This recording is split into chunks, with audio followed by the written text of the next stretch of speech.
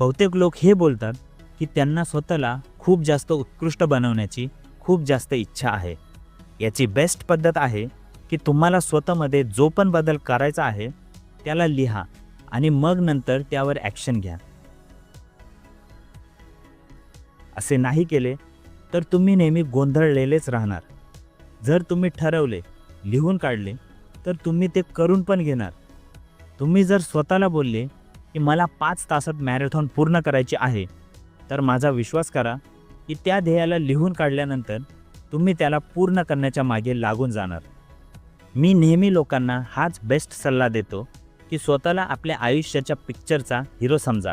जसे की अर्नॉल्ड श्वार्झनेगर. याच्या प्रत्येक पिक्चरमध्ये हिरो उठतो, पिझ्झा आईस्क्रीम बनवतो.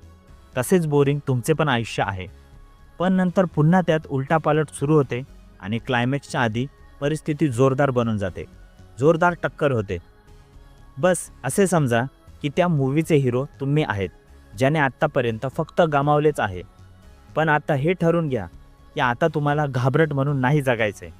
तुमचे आयुष्य असे जगा जसे एक डॉक्युमेंटरी बनवणारी टीम तुमच्या आजूबाजूला फिरत आहे आणि तुम्ही तुमचे स्वतःचे वागणे ॲनालाइज करत आहेत. तेच करा जे तुमची करायची इच्छा आहे. जेव्हा तुमची मुले मोठी होऊन तुमची डॉक्युमेंटरी बघतील तेव्हा त्यांना तुमच्यावर गर्व वाटला पाहिजे. त्यांनी बोलले पाहिजे की माझे वडील किती धाडसी होते. त्यांना जे करायचे होते ते त्यांनी करून दाखवले. माझ्या आईने तिची स्वप्न पूर्ण करून दाखवली. तुमच्या यशाची गोष्ट ही तुमच्या मुलांसाठी प्रोत्साहन बनली पाहिजे. तुम्ही या प्रवासात ज्या पण संकटांचा सामना केला आहे ते सुद्धा लिहून काढा. तुम्हाला हा विचार करावा लागेल की तुम्ही तुमच्या मूव्हीचे हिरो आहेत. हे पण लिहा की काय करायचं आहे आणि कसं करायचं आहे, ज्यामुळे तुमची मूव्ही सुपर डुपर हिट होईल. तर सुरू करून द्या. माझे आयुष्य तर नरक आहे. कदाचित माझ्याजवळ ते पाहिजे होते. कदाचित माझ्याजवळ हे पाहिजे होते. त्याच्यात ना कोणते टॅलेंट आहे ना कोणती गोष्ट आहे, तरीसुद्धा त्याच्याकडे सर्व काही आहे. कदाचित माझ्याकडे पण त्याच्यासारखं एका रात्रीत श्रीमंत बनण्याचे टॅलेंट असते.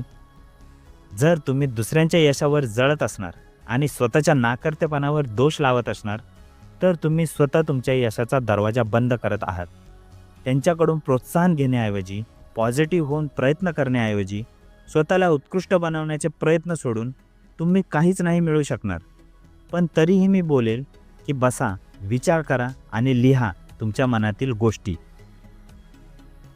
या जगातील सर्वात जास्त त्रास देणारी गोष्ट ही आहे की एका अशा फालतू व्यक्तीजवळ बसणे जो प्रत्येक वेळी तक्रार करत असतो, दुसऱ्यांमध्ये उणिवा शोधत असतो, दुसऱ्यांबद्दल वाईट बोलत असतो, जो त्याचे आयुष्य चांगले बनवण्याचे सोडून देऊन फक्त परिस्थितीच्या तक्रारी करत असतो. त्या व्यक्तीचा सर्वजण तिरस्कार करत असतात. त्याला भेटायला सर्वजण नकार देतात. अशा लोकांपासून तुम्ही सुद्धा दूर राहिले पाहिजे. त्यांच्यासोबत कोणतेच वादविवाद नाही करायचे.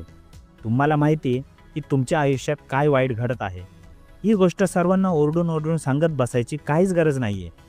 त्याची जबाबदारी तुम्ही स्वतः घ्या आणि यात तुम्ही स्वतः सुधार करा. आणि फक्त तुम्हीच हे करू शकता.